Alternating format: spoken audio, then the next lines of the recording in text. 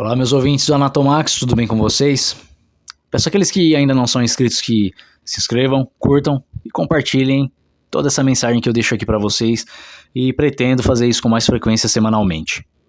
Comentem principalmente para me dar mais ideias de roteiro ou aquilo que vocês quiserem ouvir aqui referente aos assuntos que trato aqui no podcast, que vai desde a história do fisiculturismo e não apologia à bomba, desde a filosofia, ok? Aqui não tenho bandeiras, não tenho preferências, eu respeito todas as visões de mundo, desde que não sejam aquelas não aceitas em público, não é, meus queridos? O tema de hoje: a morte do homem simbólico, como a modernidade atual e sua cultura castrou o arquétipo masculino ancestral. Não é surpresa que vivemos em uma era onde o homem deixou de ser uma figura simbólica, não o homem biológico, nem o masculino funcional das estatísticas sociais. Falamos do homem enquanto ideia, enquanto eixo condutor da cultura, aquele que, nas palavras de Mircea Eliade, fundava um mundo com suas ações rituais. Este homem, o símbolo, está completamente desaparecido ou aos poucos moribundo. Sua ausência ecoa nas estruturas psíquicas da sociedade como um tambor ancestral esquecido no sótão de um mundo tecnológico.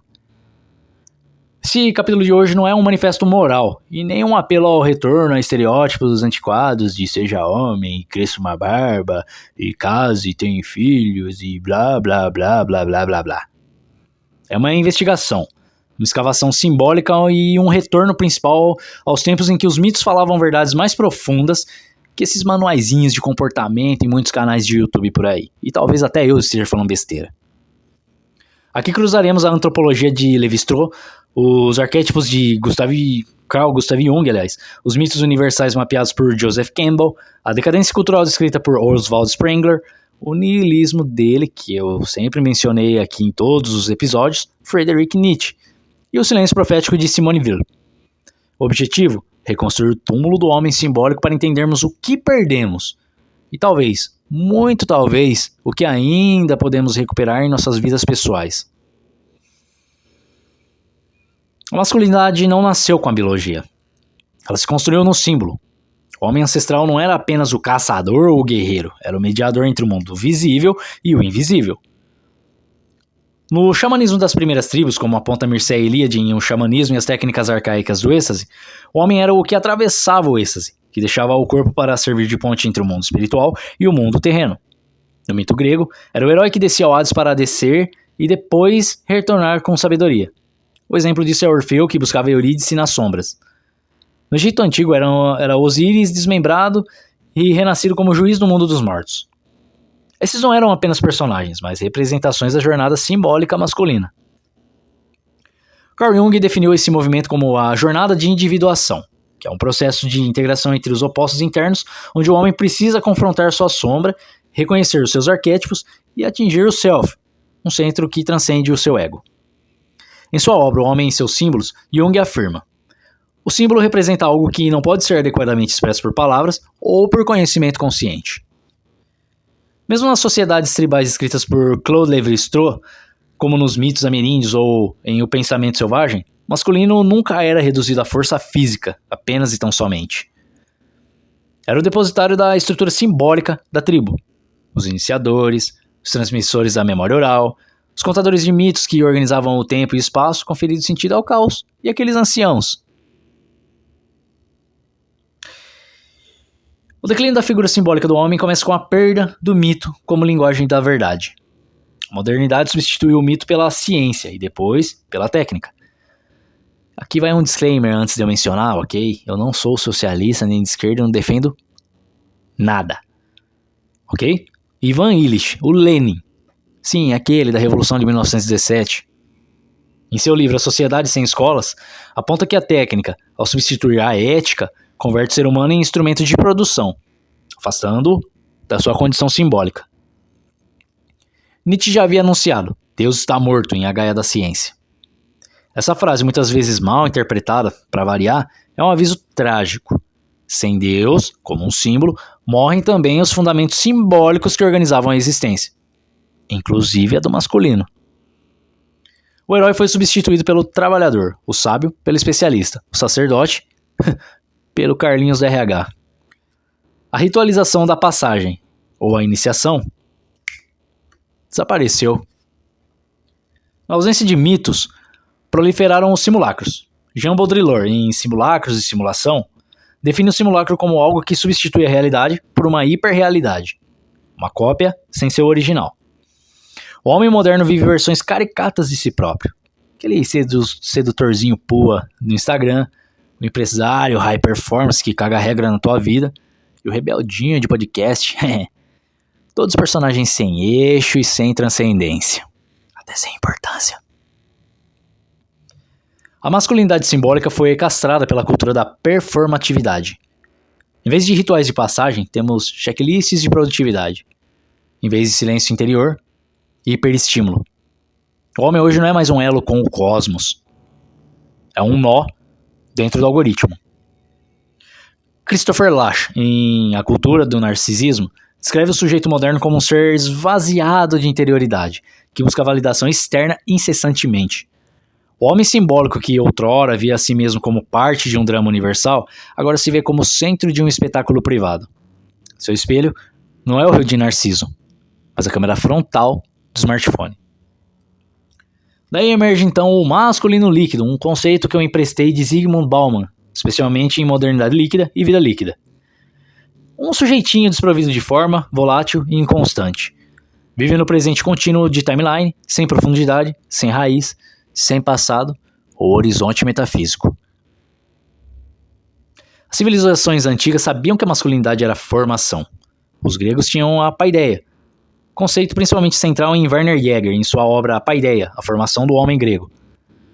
Não se tratava apenas de educação, mas de formação integral do ser, corpo, alma, espírito, cidadania e poesia. No Egito Antigo, a Ma'at era o princípio que mantinha o cosmos em equilíbrio, e o homem deveria viver segundo ela. No hinduísmo, o Dharma rege o caminho justo de cada ser, e entre os samurais, o Bushido era mais que um código de honra. Era uma prática filosófica contínua de autocontrole, lealdade e auto-churrascamento voluntário. Na tradição hermética, especialmente no Corpus Hermeticum, o masculino estava ligado ao sol, não como dominação, mas como clareza. O homem era aquele que iluminava o caos, não o que o subjugava. Na Kabbalah, a união entre o masculino e o feminino forma a árvore da vida, e cada sefirá representa uma potência espiritual. O masculino sem receptividade é desequilíbrio. Na filosofia taoísta mesmo, Yin e Yang não existem um sem o outro. Yang sem Yin é destruição. Com a ascensão do utilitarismo moderno, descrito criticamente por John Stuart Mill e mais tarde por Michel Foucault, o homem deixou de ser símbolo e passou a ser ferramenta. Foucault, em Vigiar e Punir, mostra como o corpo masculino passou a ser disciplinado para a produção, uma máquina apenas de eficiência. A escola o forma principalmente para competir, não para compreender. O trabalho o consome sem dar sentido algum. E a sexualidade, então, virou mercado. E a amizade virou só networking. Byung-Chul Han, em A Sociedade do Cansaço, eu tratei dele no vídeo anterior sobre a nostalgia e os perigos dela, denuncia a autoexploração como uma nova forma de dominação. O sujeito se violenta acreditando que está se realizando. Esse homem funcional, privado de símbolo, torna-se extremamente perigoso. Busca sentido na violência, no extremismo, na alienação. Ou então adoece, ansioso, deprimido e desconectado. É só você ver o aumento do autodesvivamento entre homens jovens, que não é apenas uma estatística. É um lamento ancestral que clama por reconexão. Que é óbvio que não há como voltar ao passado, já sabemos. Mas há como reencontrar o presente. O caminho não está em restaurar clichês ou masculinidadezinha estética, né? De seja barbudinho, fale grosso, né? Tenha uma família, seja o provedor e blá, blá, blá, blá, blá. Está em redescobrir o eixo simbólico que conecta o homem ao mistério. Isso exige silêncio, exige tempo, exige leitura profunda, fraternidade verdadeira, contemplação de risos esquecidos e autoconhecimento. Como eu sempre falo aqui pra vocês, o ferro, por exemplo, fazer uma academia, seria uma reconexão com o corpo. Não como culto, mas como templo. O estudo da filosofia perene, e não estou indicando nada, vocês que façam o que vocês quiserem com seu senso crítico, como exposto por Aldous Huxley em Filosofia Perene, une as grandes tradições espirituais na busca de transcendência. A reinvenção do mito pessoal, como sugeriria Campbell em O Herói de Mil Faces, ele dá a ideia de que cada um é chamado a viver sua própria jornada heróica. É preciso morrer, e não literalmente, para renascer. É preciso reconhecer que, sem símbolo, o homem é só uma casca, e que talvez, no mundo da escuridão da modernidade, seja a hora de cada homem acender sua própria caverna com a luz da gnose. Mas o símbolo não morre, ele apenas se oculta. Cabe a nós, filhos de um tempo órfão, escavar os escombros do mundo e reencontrar as verdades enterradas. Ser homem no sentido mais profundo não é performar masculinidade como estão falando para vocês aqui no YouTube. É encarnar um símbolo, viver um mito, existir como ponte entre o visível e o invisível. E isso não se ensina em videozinho motivacional e nem performando no clubinho da 4 da manhã. Se vive, como diz o Corpus Hermeticum, aquilo que está embaixo é como aquilo que está no alto, e aquilo que está no alto é como aquilo que está embaixo.